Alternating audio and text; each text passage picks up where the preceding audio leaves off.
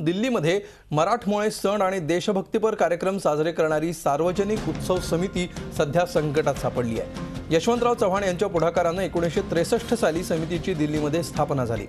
1998 साली मनोहर जोशी मुख्यमंत्री असताना त्यांनी मुख्यमंत्री निधीतून समितीला दरवर्षी 10 लाख रुपयांचा निधी द्यायला सुरुवात केली।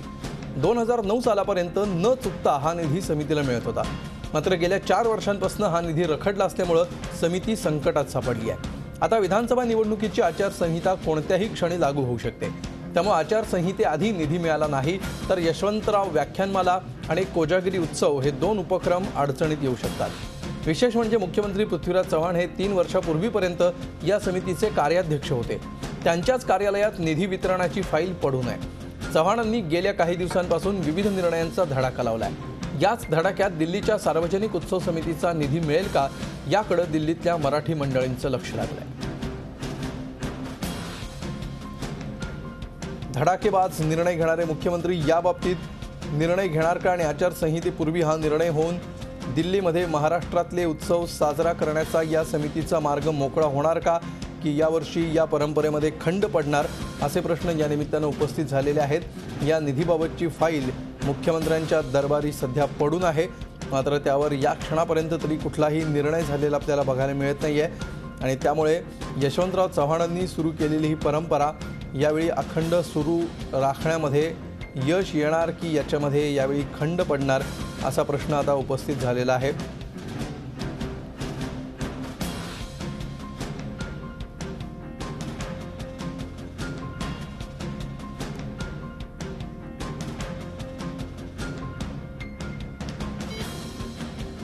सध्या आपल्याबरोबर फोन लाईनवरून हेजीब साहेब आहेत, त्यांच्याशी आपण बोलूया।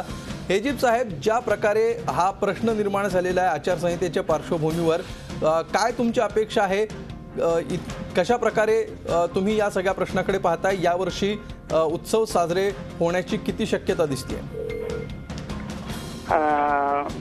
1963 साली यशवंतराव चव्हाण दिल्लीला आल्यानंतर त्यांच्या पुढाकाराने एक सार्वजनिक उत्सव समिती स्थापन झाली।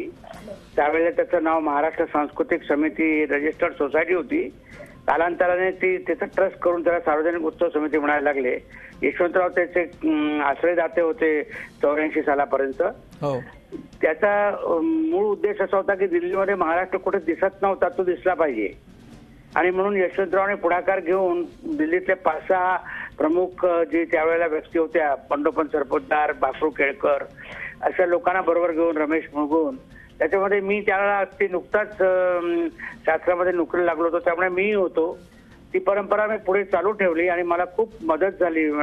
अनेक लोकांची त्याच्यामध्ये मधु दंडवते होते, वसंतराव साठेंचा सर्वात मोठा सहभाग होता आणि त्याचबरोबर मनोहर जोशी किंवा इतर जेवढी मंडळी दिल्लीमध्ये मोठ्या स्तरावर आली त्या सर्वांनी मदत केली आणि त्याच्यामध्ये यशवंतराव काही वर्ष आमचे आश्रयदाते होते।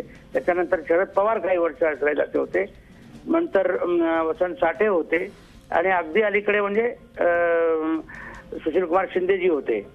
या सर्व मंडळींनी आम्हाला एक कॉर्पस निधी बिल्डअप करण्यासाठी मदत केली आणि त्या कॉर्पस निधीच्या मदतीने काही पैसे बाहेरून मिळवायचे स्पॉन्सरच्या थ्रू, आयोजकांच्या थ्रू, आणि तो कार्यक्रम दिल्लीमध्ये 7-8 मोठे कार्यक्रम, एक महाराष्ट्र महोत्सव गणेशोत्सवामध्ये, एक यशवंतराव चव्हाणांचा स्मृती समारोह, त्यानंतर महाराष्ट्र दिन साजरा करणं किंवा महाराष्ट्राच्या लोकमान्य टिळकांची पुण्यतिथी साजरी करणं, छत्रपती शिवाजी जयंती साजरी करणे वगैरे असे 8-10 कार्यक्रम प्रामुख्याने दरवर्षी नियमितपणे केले जातात आणि मी आणि माझे बरेचसे सहकारी दिल्लीतले या क्रमे सर्व वर्षभर कार्यरत असतो।